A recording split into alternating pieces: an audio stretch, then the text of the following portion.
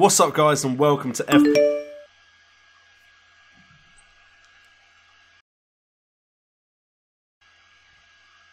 Well, I should have transferred in Benteke. What's up, guys, and welcome to FPL Today.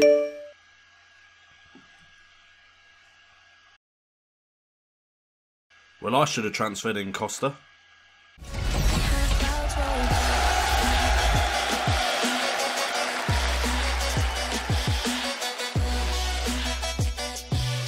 What's up, guys, and welcome to FPL Today in association with FPL Updates, and this is the actual intro, so don't worry, my phone's not going to go off now.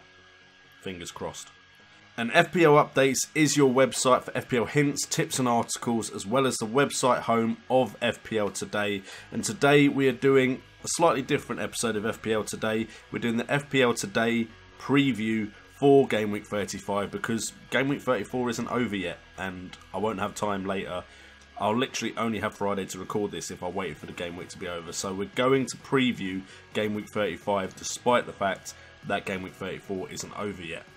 The FPL question of the game week is, how is your double game week actually going? Have you brought in Benteke? Do you have Costa? Is it going well, or is it a bit like mine and going a bit meh? Make sure to leave your answers down in the comments down below. Let's have a discussion about it as I now go into the hot list, as there isn't much to review yet, as Game Week 34 isn't over. So we're going to start off with the goalkeepers like we always do, and the hot list consists of David De Gea coming in at third, Peter Cech coming in at second, and then Fraser Forster coming in at first. Peter Cech has double game weeks, David De Gea has double game week, and they're in teams that are likely to get clean sheets, but Fraser Forster comes in.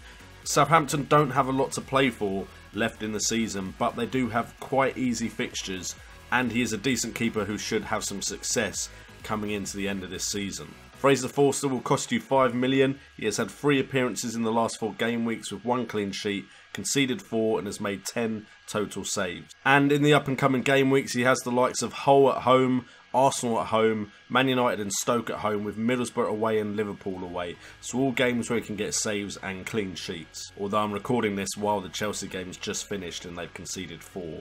So just be aware, I'm recording this before the game week's over. Don't lose faith in me. I'm predicting. We then move on to the defenders, and we start off with Charlie Daniels in third, with Eric Bailly in second, and then Maya Yoshida coming in first place. He's only 4.4 million, again a Southampton player. Appearances 3, clean sheets 1, goals conceded 4.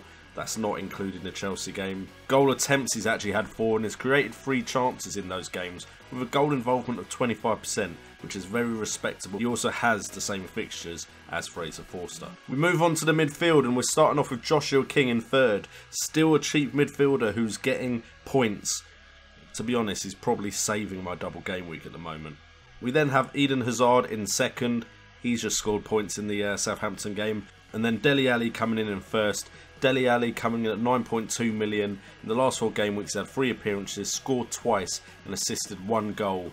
And Tottenham Hotspurs are chasing Chelsea and want to win the league, of course. So they've got something to fight for. Nothing else to focus on.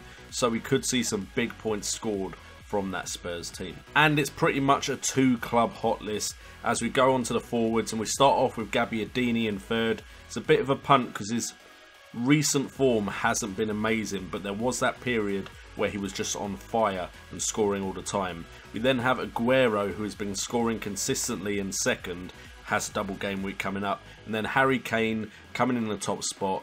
I just feel like he's going to hit a really good bit of form at the end of this season.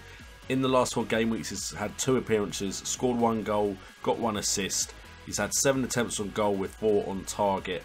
And I just have a feeling that Spurs are going to go all out, because if you remember what happened last year, they fell at the last hurdle. They could have caught Leicester if they hadn't messed up so much. And then they ended up in third instead of finishing second. So I really don't think they want that to happen again. So I have faith in Spurs to do well at the end of this season. So that wraps up the hot list. Now, again, I will reiterate, I'm doing this early, so it may not seem as accurate as hopefully it usually seems. But leave in the comments down below your thoughts on the hot list, and you can do it on Friday when you've got all the data and everything and prove me wrong. I don't mind. So we're now going to look at the fixtures for game week 35, and there's a bunch of fixtures in here with teams that still have plenty to play for and could bring up some surprise points come the end of the season. This is when you could really rise in the rankings if you pick the right players. The first game I'm looking at is Southampton versus Hull. Hull City are on the upward trend at the moment and they look like they could survive and stay in the Premiership despite how it looked earlier in the season when they looked pretty doomed. And with Southampton having little to play for and just losing to Chelsea 4-2, I'm bringing that up a lot because I did not know that was going to happen. Hull could surprise a few people. Southampton do, however, have a decent run of fixtures and double game weeks with some players in form and scoring points, especially some of their defenders. We then have West Brom versus Leicester City. West Brom are one of the sides that don't seem to have much to play for anymore. I wouldn't suggest having West Brom players. I could be proven wrong, but I feel like they're going to take their foot off the gas. Leicester City have been much improved under Craig Shakespeare, but they're not completely safe yet, so they're going to want to make sure they're safe. So I imagine Leicester will go into this game wanting to pick up a win and beating West Brom. We then have Crystal Palace versus Burnley. Now I don't know how Crystal Palace are going to do against Spurs today, because I think that's when I'm uploading this. But against Burnley, I'd imagine Crystal Palace should get the win here. They're not completely safe, Palace, so I think they'll still be looking for victories. They might be safe if they beat Spurs though. Burnley, they need victories, but they've not been very good away from home. So I see potential points in this game, but a Crystal Palace win. We then have Manchester United versus Swansea. Both teams need the win for completely different reasons. Man United want that Champions League spot. Swansea are trying to stay in the Premier League. However, I just look at that Man United side and despite injuries, they look pretty good and they look up for it. So I imagine Manchester City should give Swansea a bit of a nightmare trip to Old Trafford. We then have Everton versus Chelsea. And now Chelsea have gone and beaten Southampton 4-2. I bet you're tired of me saying that now. Everton still have an outside chance of a Champions League berth, but will need to get past Chelsea to keep that hope alive. I imagine both teams will be going for the victory here, but I think Chelsea will just have a little bit too much for Everton, and I think you may need Chelsea players in the run-in because they're going to be desperate to keep hold of a title that everyone thought they were guaranteed to win. We then have Middlesbrough versus Manchester City. Opposite sides of the tables clash again as Middlesbrough take on Man City. People had high hopes for Middlesbrough in the double game week just gone, or still going, and at least in the first fixture they let us down. With a Manchester City side trying to keep hold of their 4th place spot, I could see this being a horrible game for Middlesbrough. And then finally we have the North London derby, Tottenham Hotspurs versus Arsenal. The North London clash has massive title ramifications, as Arsenal could do Chelsea a big favour here. However, Harry Kane has a decent record in London derbies, and Spurs look the better side at the moment. To be honest, for me, I think you need at least 2 of Harry Kane, Dele Alli, Christian Eriksen and Son for the run into the end of the season. We're now going to move on to the captain poll, and just so you guys are aware, today there should also be a video up called Captaincy Candidates, which you can watch as well today. Should be a new series on the channel.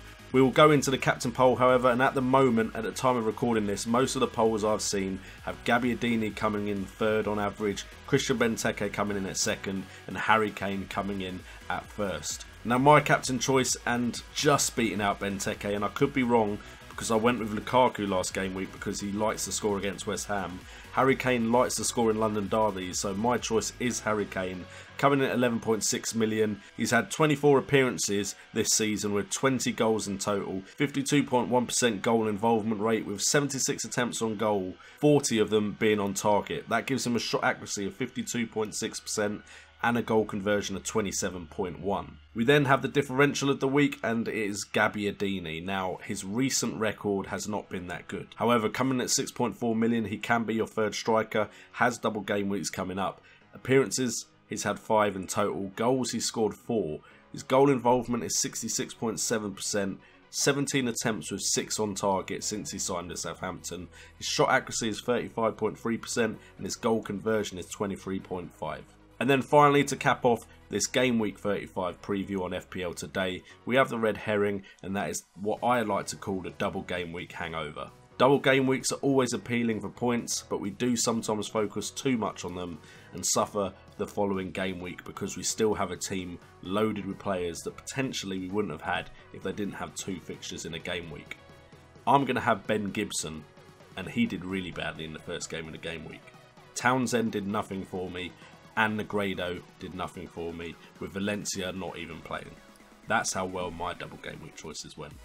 Anyway guys, thank you so much for tuning in today to the FPL Today Game Week 35 preview. If you've enjoyed the video, make sure to leave a like, smash that thumbs up button for me. Subscribe if you're new to the channel. We're almost at 2,500 subscribers. If we keep going at the rate we are at, it should happen before the end of the season. And check out my Patreon page if you want to support the channel with a monthly donation. I've been JNO, you guys have been awesome, and best of luck for the run-in to the end of the season.